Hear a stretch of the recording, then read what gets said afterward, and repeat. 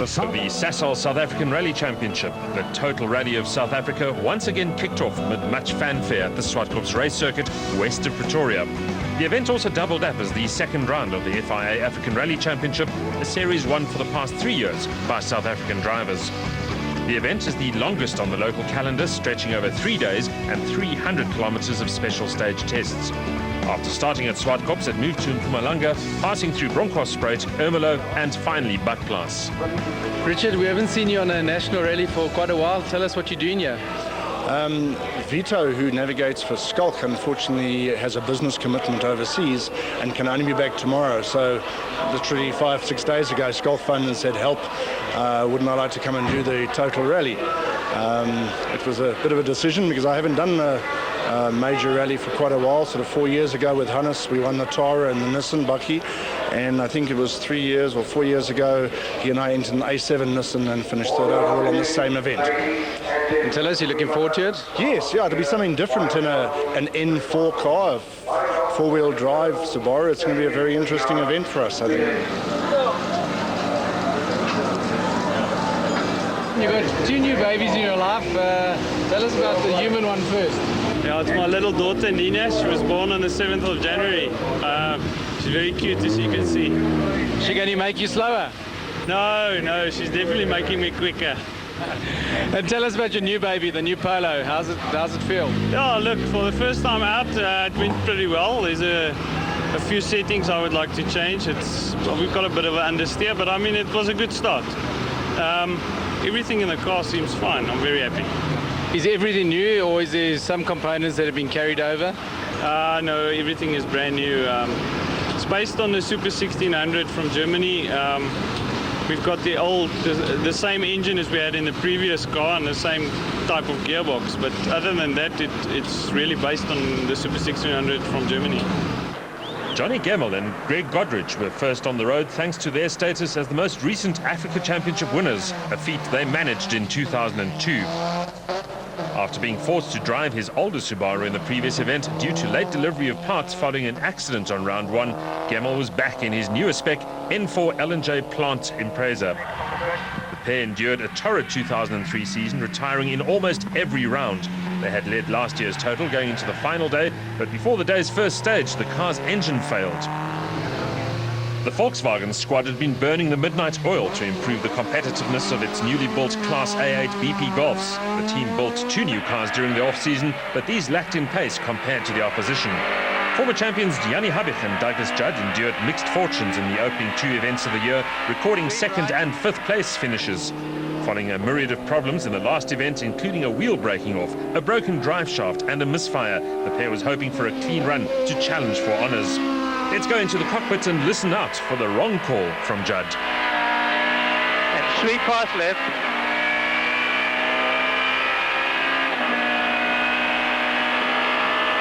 Open hairpin right. Left, sorry. Serge Damso and Robert Paisley enjoyed a perfect start to the season with 2 wins out of 2 in their Castrol Toyota Runx in defence of their title. New Runx is a huge improvement over last season's championship-winning car, allowing the pair to dominate the opening events.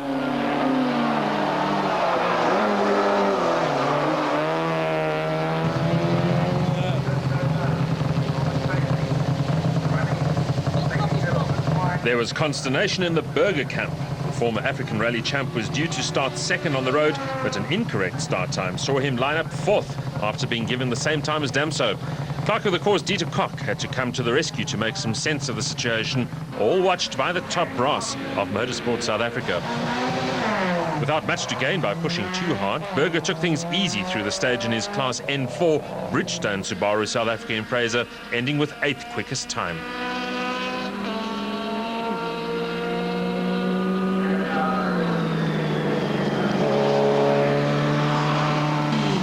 Enzo Kuhn and Guy Hodgson endured a torrid start to the season, failing to finish the first 2 rallies in their Class A8 BP Volkswagen Golf. They would make a good start to the total, setting equal fastest stage time with teammates Habich and Judd.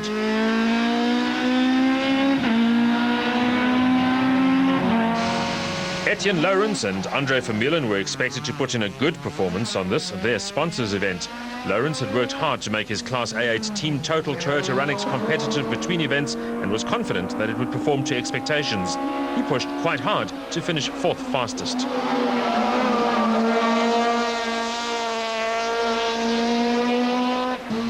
The long-awaited Class A7 BP Volkswagen Polo eventually made its debut in the hands of Jürgen Fecken and Dave Lefkowitz. The car had been in the build process for the best part of a year, but the wait appeared to have been worth it.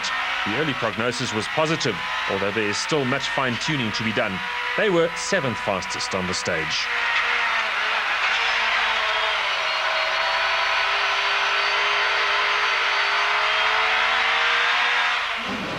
JP Damso and Cobus Frey were determined not to repeat their embarrassing mistake of last year when they stuffed their team total Toyota Corolla into the Swartkops wall on the very first stage. They managed it successfully and set the third fastest stage time, despite being ultra cautious at the infamous corner. After retiring the first stage last time out, Kali van Merwe and Gideon Trollip were confident of a good run in their N4 Mobile Subaru Impreza. Nicholas Ryan and Brian Careyhill finished in the top 10 in the Cape Rally and wanted more of the same in their N4 Bosal Subaru Impreza. Cliff Blackman and Johan Klaassen were looking for a finish in the top car Bosch BMW after two non-scores. However, the car spewed most of its engine oil out onto the circuit, almost spelling the end of their rally. Visser Du Plessis and Thiele van Westenhagen also finished in the top 10 in the last event and were determined to repeat the performance in their Metmeister Outsurance. All the N4 cars are privateers, and you can't really expect a privateer to run against the factory budget. So, you know, in that sense, I think they're fairly limited. And they've done what they could up to now. Skarga's got the latest Group N4 car in the world, and he came close at times, but maybe he's got a chance here because it's some faster, loose stuff. But I would still say that the factory team should be favourite. And certainly Toyota, I mean, they've got everything right, their car's working, and it's a case of playing catch up for the rest of them. This event, the doubles as a round of the FI Rally Championship, what can competitors expect from the conditions? Well, there's always been a fairly rough event. It's been long and there's been a high attrition rate. As far as the rest of Africa is concerned, you know, the Africa Championship has been a non-event for many, many years, really, because there's just no real competition coming out of Africa. And I think this event we only have 2 or 3 and of fairly low quality entries, so I don't expect any of them to be around the front of the field anyway. But I think high attrition rate, which at the start of the event should really favour Toyota as well, because looks like they've got reliability, cars working, Volkswagen's been up and down, and they're looking for reliability first thing and speed secondly. So I think it's going to be a hell of a job for their 2 drivers to keep up with the Toyota.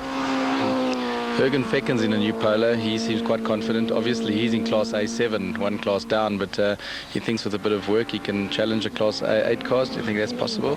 That car's been a long time coming, and everybody's expected a lot of it. And really, I think with what they have available for the car, it should be a front runner.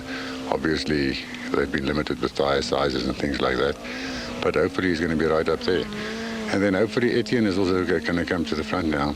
His first rally was not really he didn't do that well, but the second one he was up on the pace, and it'll be nice to have him in the mix again.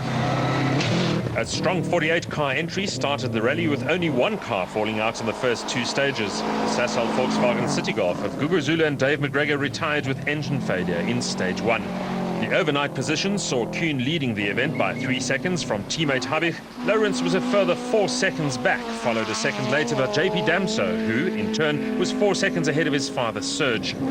Fecken's Polo slotted into 6th ahead of the Subaru of Gemmel and Blackman's BMW, which continued without any engine damage, thanks to its Castrol lubricant. The first day's stages were largely irrelevant, though, as the rally proper started with the gravel roads near Bronkhorstspruit and Witbank. There was still a long way to go in the event, and everyone was expected to tread rather cautiously until the final day. Gemmel was still first on the road, and, as he showed the previous year, he was expected to make his move as the event moved onto gravel. He duly proved to be fastest on stages 3 and 4, albeit by just 1 and 3 seconds, respectively. Berger was second on the road, the position he should have been in at Swartkops. With 2 solid results behind him so far this season, he held a healthy lead in the Production Car Championship. One of his great class rivals, Mitsubishi driver Fernando Rueda, was forced to sit out the event due to illness, making both Berger and Gemmel's task a little easier. The former was third fastest on stage 3, but lost 30 seconds on the next test. As usual, Habich was driving as hard as he could, as this spectacular jump demonstrates. The Golf was still down on traction, but nevertheless he managed equal fourth fastest on stage 3 and equal second fastest on stage 4.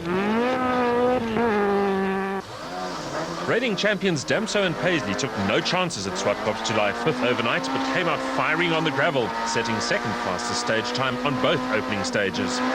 Damso was chasing win number 65 on this event, which would put him just one behind, equaling Sarel van der Merwe's record. Van der Merwe won 71 rallies in his career, but 5 of them were recorded abroad. The Toyota driver had looked completely at ease in the first 2 events, the Runix proving to be the class of the field. The team had built a completely new car for the season, ironing out all the bugs the first generation car suffered from last year. Kuhn and Hodgson suffered ill luck in 2003, and that misfortune seemed to have followed them into this season. They overheated the Golf's engine in the first event when a clamp cut through a hose, while on the last event the rear wheel broke off after hitting a yump. Leading overnight, they could only manage 6th and 4th fastest times on the opening 2 tests of the day. Lawrence struggled with his Runx in the first 2 events, but was confident of an improved performance. Due to its FIA status, pace notes were used on this event. We went on board with Fecken to hear what it was all about. Long medium left, right into turn medium right. To turn medium right, into slow left. Slow left opens. 1.3 kilometers now. A good scrap was expected between Damso Jr. and Fecken, and it was proving to be just that, with the former just 1 second faster over the 2 gravel stages combined. Blackman and Claessen's event was about to come to an end. You can hear them struggling to get drive just as the differential is about to break, leaving them with 3 retirements in 3 events.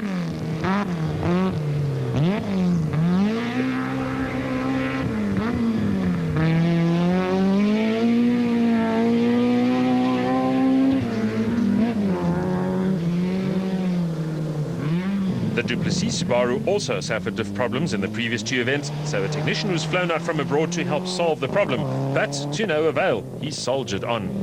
Karth has been impressive so far during the year, showing superb commitment. He was hard on it as he passed the stricken BMW.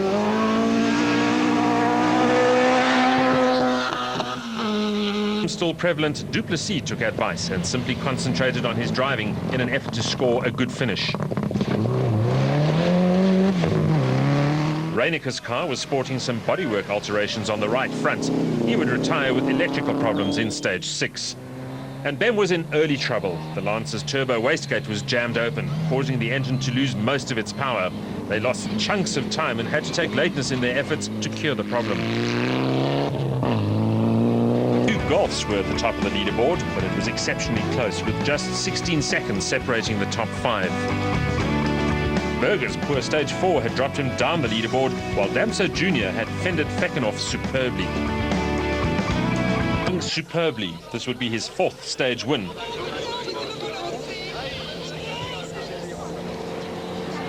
Watch his commitment through the left-hander before we go in car.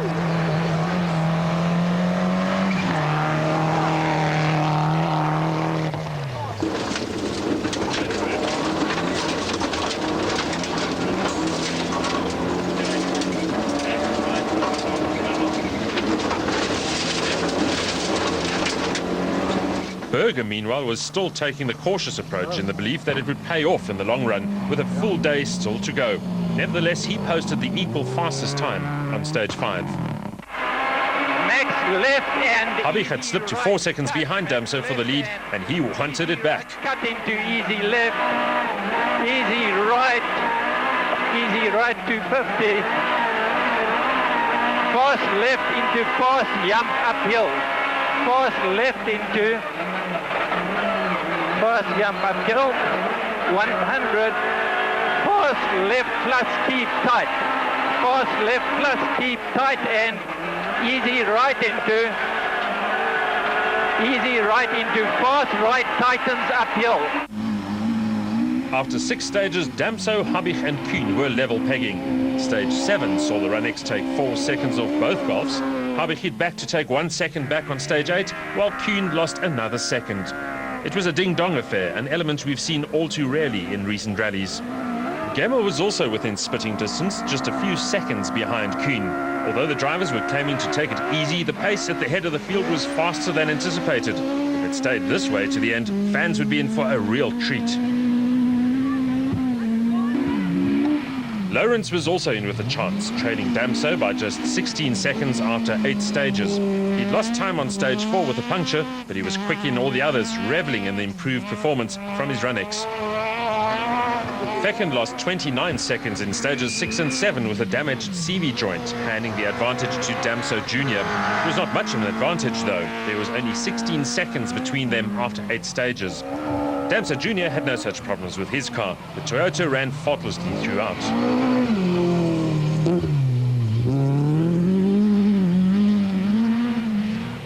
Van der Merwe had clawed his way up into the top 10 after a solid drive, the Subaru running strongly.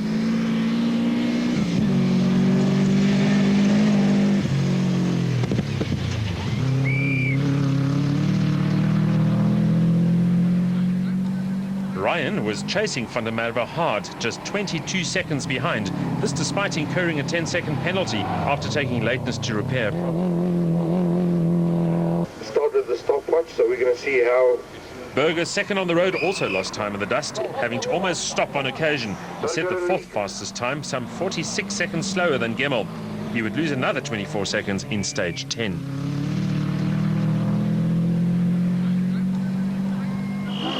Habich was brave, losing just 18 and 21 seconds to Gemmell in stages 9 and 10 respectively. The in-car camera aboard Damso's Runix highlights the problems faced by the drivers. He lost a significant 37 seconds in the final stage of the day.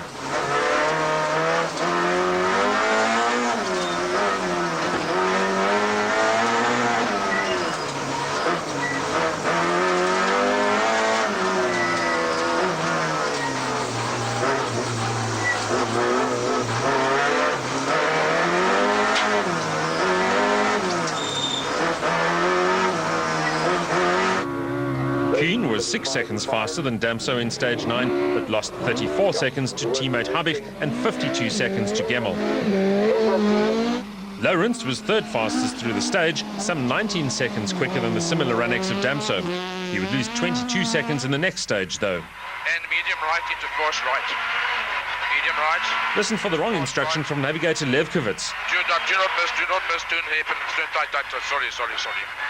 Despite this mistake, Fecken still took 34 seconds off Damso Jr. Force right over mud. Into medium left. Opens. And easy left over Yap. Like his father, young Damso was not at all happy in the dust, losing another 16 seconds to Fecken in stage 10. Go JP, go boy. Van der Merwe and Ryan were still fighting a tough battle with each other, the two white Subarus setting identical times in this test. Stage 10 would go to Ryan, and with it, 9th place. A sterling performance from Habich left him well in contention to challenge for the win on the final day. A misfire and window that stuck open in the final stage of the day saw Kuhn drop around 2 minutes to the leaders, while Damso and Fecken were level pegging for Class A7 honours. All day saw bleary-eyed crews emerge from the Badplaats Hotel for almost 160 kilometres of special stage action. It provided them with an opportunity to compare notes before embarking on the day's adventures.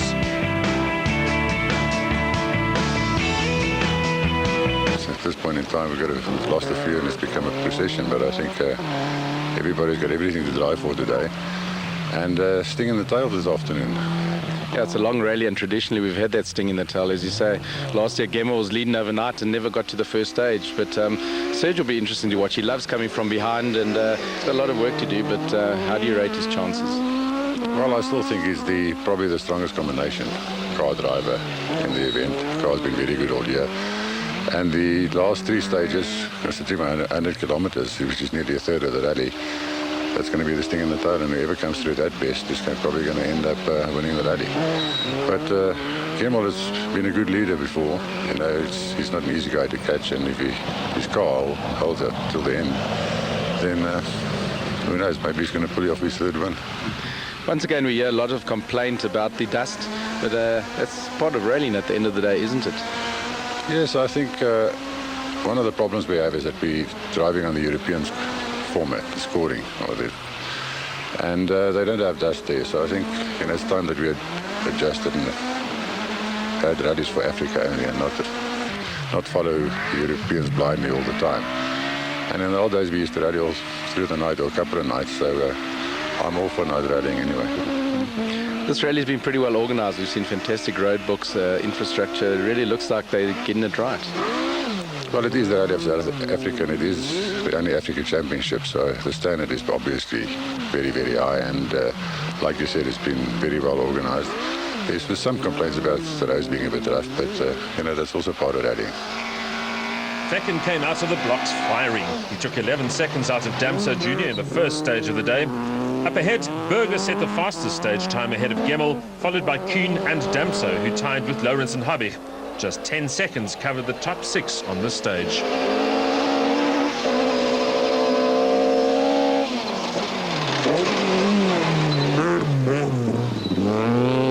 Ryan was very pleased to lie in 9th overnight, but was not prepared to attempt to drive at the pace of the front-running Subarus. He opted to stay on the road to the finish. Van der Merwe took 8 seconds back from Ryan on this stage, but his gearbox would fail on the next, putting him out.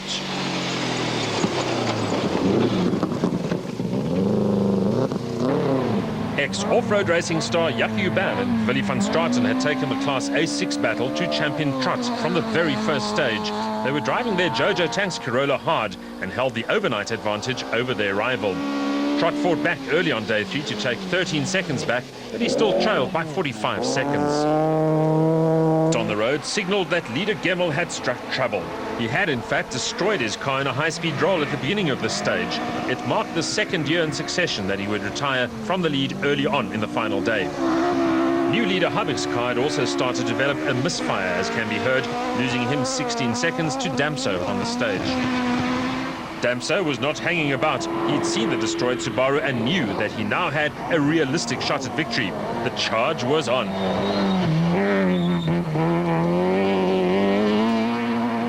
Berger was also aware that the production car and African Championship classes were his for the taking. All he had to do was keep the car on the road to the end. He set the third fastest stage time behind Habich.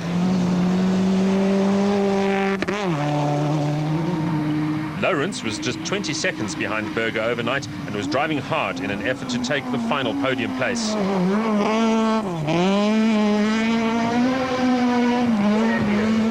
Meanwhile, Kuhn's misfire woes of the day before returned to haunt him. It appeared as if he would struggle to finish this stage, let alone the rally.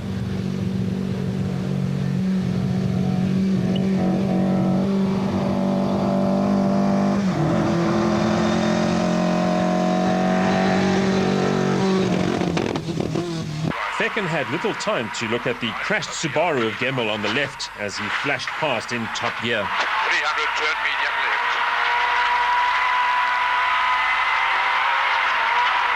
The Polo driver was in fine form, taking another 6 seconds of Damso Jr. on the stage. 50 slow right over Yap.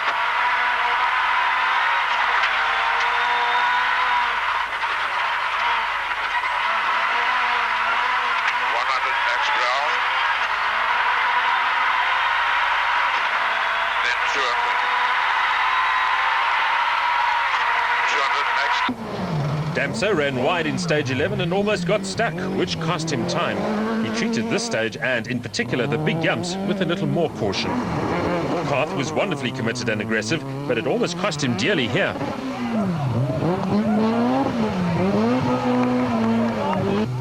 Thanks to Visagi's misfortune of the day before, Vulcan held a comfortable class lead. He had more than enough time in hand to stop and replace a punctured tyre as the Velox sped past. Until things started going wrong, that is. With the wheel off the car, it slipped backwards and broke the jack. A routine stop ended up taking 16 minutes. turning an 11-minute lead over Visagie into a 5-minute deficit. It was a cruel blow. The Central Service Park looked superbly professional, but the Volkswagen crew did not notice. They were only concerned with tracing the misfire in Keen's car. For the rally, the pressure had lifted off Ryan. He had also made up another place to 8th, following Gemmel's demise. Hubert was still going well and had his sights firmly set on his first national class win, but Trott continued to fight back, taking another 8 seconds back on stages 12 and 13. The team total driver was showing that he's not a champion for nothing.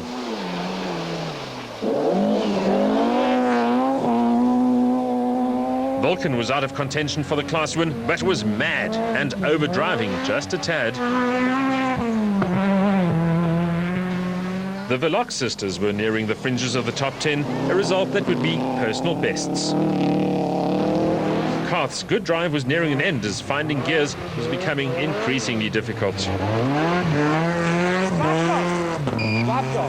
Jaco Venter and JB van Nieuwenhuizen were running third in Class A6 in their Venter Motors Toyota Corolla.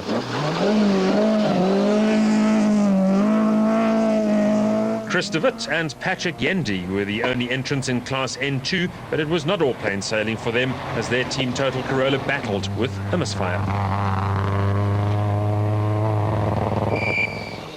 Ben's car was much improved on the final day and he was charging up the field from his 18th place overnight. Skalkberger Jr. and Wimpy van Grienen had endured a tough event, which continued when they retired their Toyota Corolla with gearbox failure after this stage.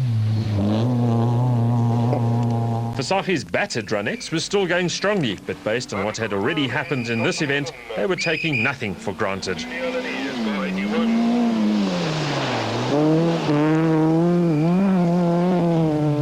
Alan Worms and Llewellyn Fourie had led Class A5 the entire event in their Lessan Engineering Taz, but they would retire with a broken drive shaft in the penultimate stage.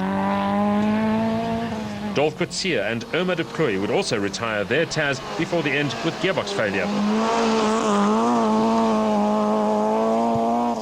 Zimbabweans Stephen Lauderdale and Dave Gareth were another crew that would not see the end of this event. Nico and Gert Nienaber rolled out on the final stage after the rear axle broke. Brother and sister team Eugene Lawrence and Janine Labuschagne were leading Class N1.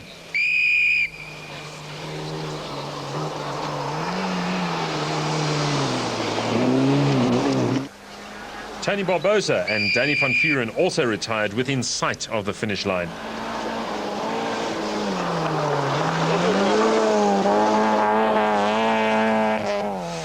Harbeck's crew was working hard to find the misfire that was plaguing the Golf.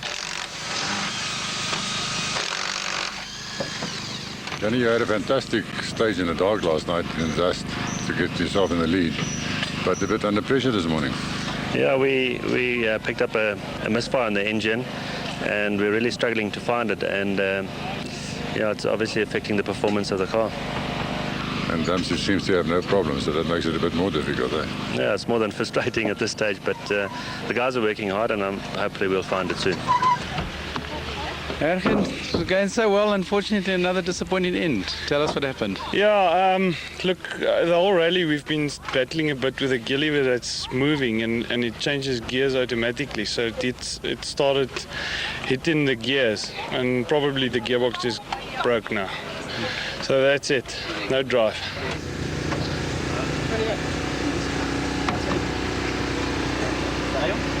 This morning it was, the times were exactly the same. And then this morning it took some time off on the first stage. We had a overshoot, and then in the second stage we went well. And then on the third stage I see he's had a problem now. So he's out, so we just got to make sure we make it to the end now. With 3 stages to go, Harbeck was still in the lead. With the rev limiter lowered by 500 revs, the misfire disappeared and it took another 11 seconds from Damso, stretching the gap to 33 seconds.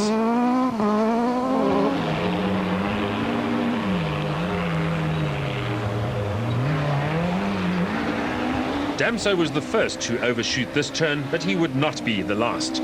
cost him about 15 seconds, helping Habig to stretch his advantage.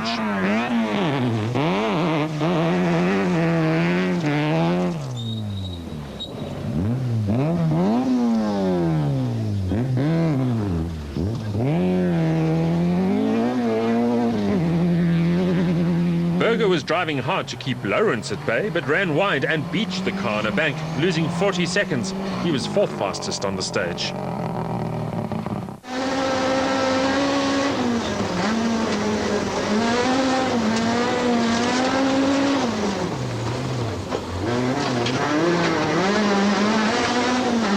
Chasing hard for third place, Lawrence made the same mistake as Damso, but recovered faster, thanks to some guidance from Sarel van der Merwe on the sidelines, to snatch second fastest time.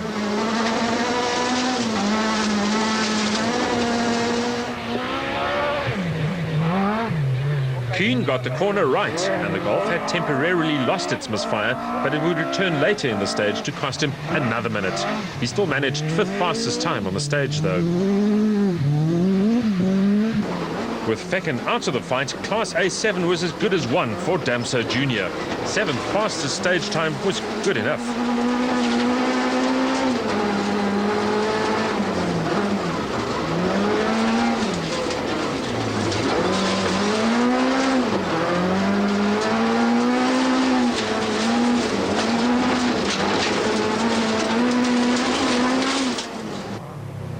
Ryan and Carey Hill put in another solid performance and were now up to 7th overall. They were 6th quickest on this stage.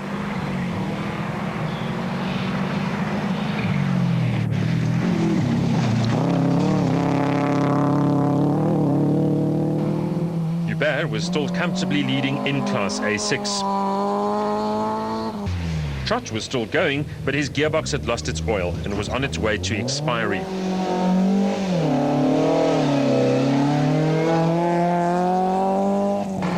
The Rally Chicks were encouragingly putting in their best performance on a national event.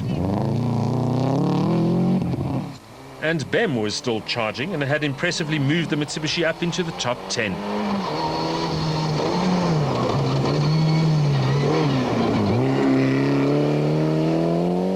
With a healthy class lead, Visagie was matching Vulcan's stage times to keep the gap constant.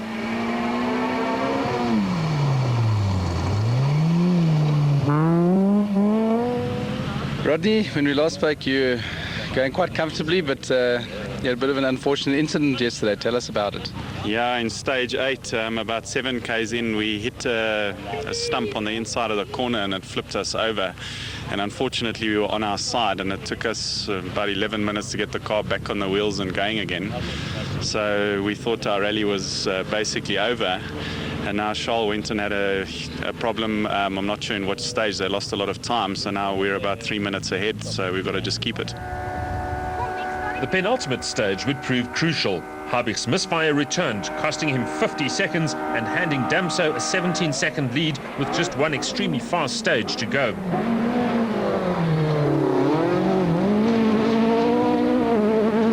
Damso gladly accepted the gift, his purple patch continuing unabated. Berger was second fastest in the stage in defense of his third place.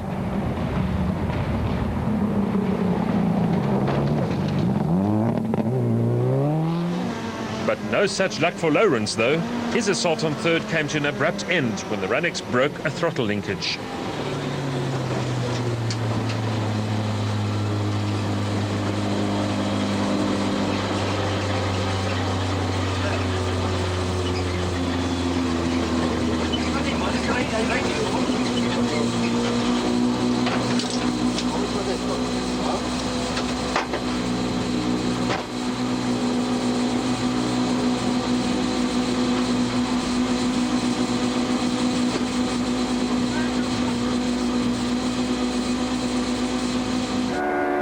Kuhn's car was still suffering its intermittent misfire, costing him more than a minute, but he passed the stricken Toyota.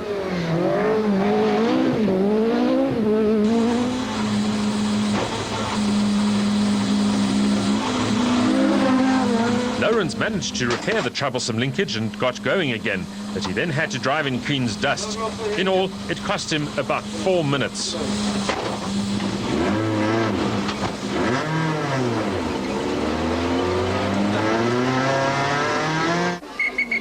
Damso Jr. was just stroking it to the end, not taking any chances or producing any heroics.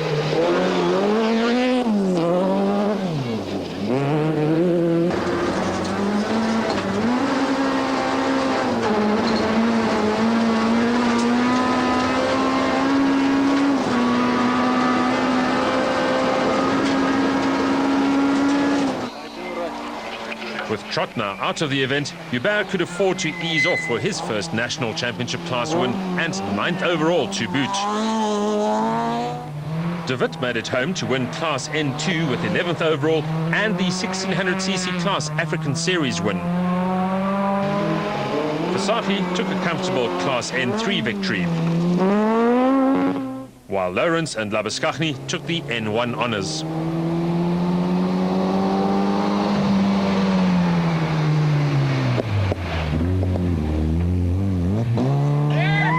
Sali and Tommy Detroit were the Class A5 victors.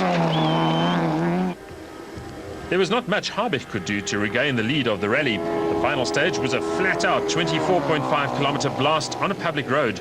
With the leading cars completing the test in around 8.5 minutes, the average speed for the stage was about 175 kilometres an hour. Many did not appreciate such high speeds.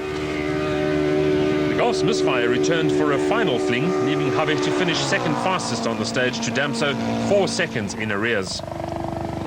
Damso rode his luck to win the final stage and take the victory, his 65th and 3rd in succession this season. It was a tough fight for the veteran, but in the end he led when it counted to give himself a healthy points lead.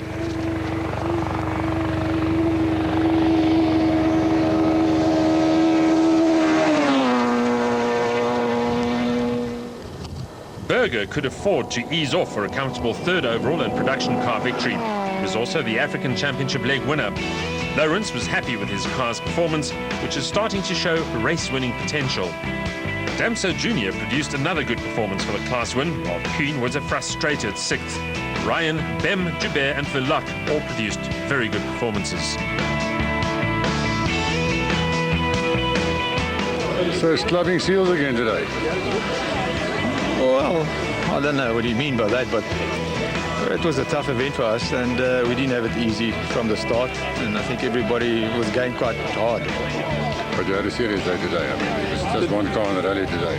So today we pushed it quite a maximum, and it's the first time we really abused the car a bit on the rough, and that's it seemed to be very good. So.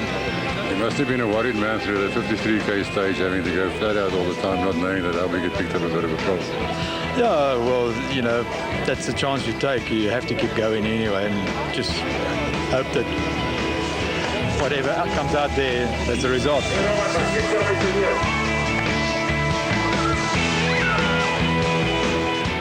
Scala first in the Africa Championship, part of the rally. And 3rd overall, very well done. Does that make you want to win the Africa Championship again this year? So, no, definitely not. But it was a very good rally for us and we really enjoyed it. Thank you very much. It was also a very good drive. Faster times, but you preserved the car and came 3rd. Thank you very much. Yeah, no, we tried to look after the car because we needed a long rally, and today we started to push a bit and paid off.